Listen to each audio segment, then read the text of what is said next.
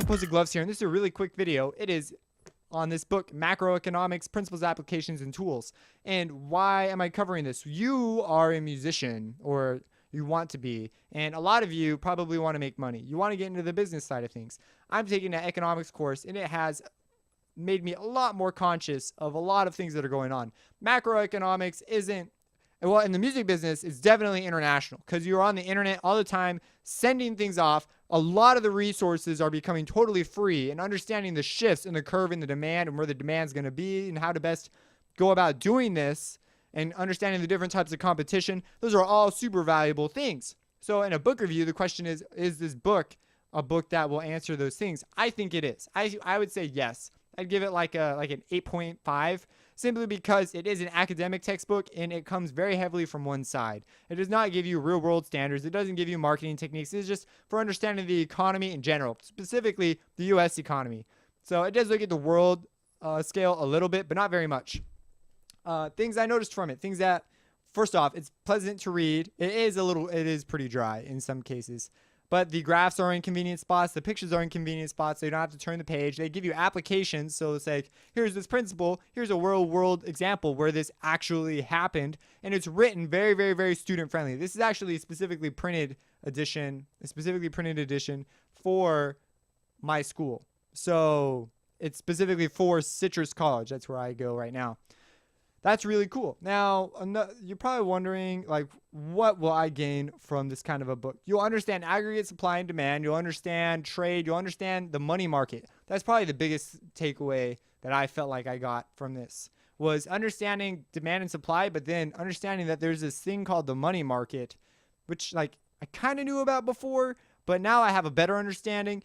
And it's also opened up my eyes to how crooked some of this can really get really quick. Because they're not going to ever say that in the book, but you don't need to look very far to find out that, like, some of this stuff can get pretty freaking messed up. You realize that as soon as you have beyond a threshold of money, like after you have a couple $1 million, if you know what you're doing, you can make it so that money literally makes money. And I feel like that just should not be possible. I don't feel like someone should have so much money that they literally have money make money. That's like apple tree. That's like an apple. And I don't know. I'm trying to think of an example where this, like, it just doesn't exist, where you spontaneously get more from something that wasn't there. And it goes into that whole money being destroyed and money being created. And sure, there's all these like rules about it, but it's mostly to just keep it alive. It's not really to think of an ideal society where ideal things happen, because we are flawed people. And so it came down to, like, at the end of the day, we all have to be better people and just be loving and charitable and give to our neighbor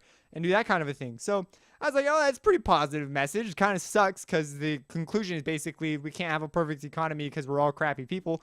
But on the bright side, we can improve. So that's a good thing. So anyways, the book itself, yeah, I think it's worth getting. I think it's worth reading. If you're going to be into music and you're going to look at this from like a musical, like, oh, I'm going to use this as a basis for my musical business study, I think these are the principles that people put off understanding for like little tactics that they try to sort of scam their way into bigger stuff without understanding the bigger picture. Like, I mean, like, you pick up the marketing book on like how to make $1 million in such a little time with this easy strategy, but then you don't understand the bigger picture or how a lot of these other things influence you. So this book, yeah, I do think this book is one that will change the way you can operate just on a business level. This is definitely not satisfactory though as far as an end level education. This is just beginning introductory stuff.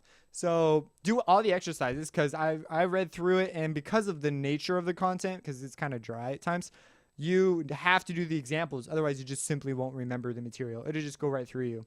You like there are chapters that I didn't do all the exercises, and I'm not that great at those particular chapters. If you have any questions about this book, let me know. Pretty cool. Made me a lot more sort of conscious about the world too, which I felt like was a good thing. A lot of people forget, if you're gonna go after something, they tend to focus in on this one thing without considering how putting yourself into other situations, reading new materials and subjects that are seemingly unrelated can give you an advantage that is enormous in your current endeavor. It's so worth developing yourself in more ways. Don't seek to become just a great musician. Become a great person. That's like the end goal. if you become a great musician and you're a terrible person, no one will want to work with you. So that's the other thing, because you got to be aware of that too. Because I know tons of people in the lighting industry, not that I've ever done lights, but I have a lot of friends in lighting, and they know lots of great lighting people that are like freaking jerk hermits that if you work with them and in the industry, if they don't like you, man, they're going to tell other people that you freaking suck to work with, and then they're not going to work with you. So you want to be a great person. That comes way before your skill and talent. Like, if you be a great person, you will get the skill and talent. You will have the qualities and the attributes to get there. So I guess I'm sort of justifying reading the book, but I also want to point out for you people who think that a book like this is a waste of time, that you're just dead wrong, and I'm a little concerned about some of your values, maybe. Maybe you're a great person. If you don't, I'm not saying that's a fallacy right there that I just said, because I'm taking logic. That just because you may think that that book's not worth your time, maybe you already know the information or something else. But I'm saying that there is definitely a correlation between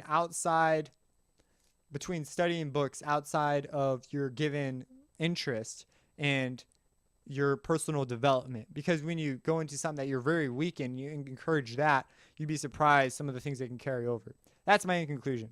If you have any questions about this, let me know. Subscribe. I give this book probably like a 7.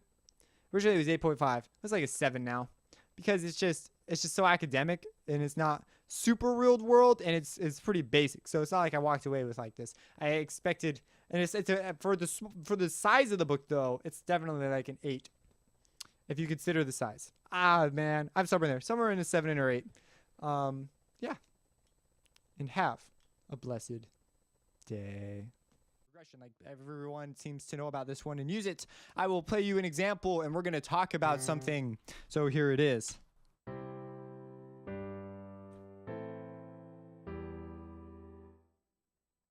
What? It just ends like that? Yep, it does.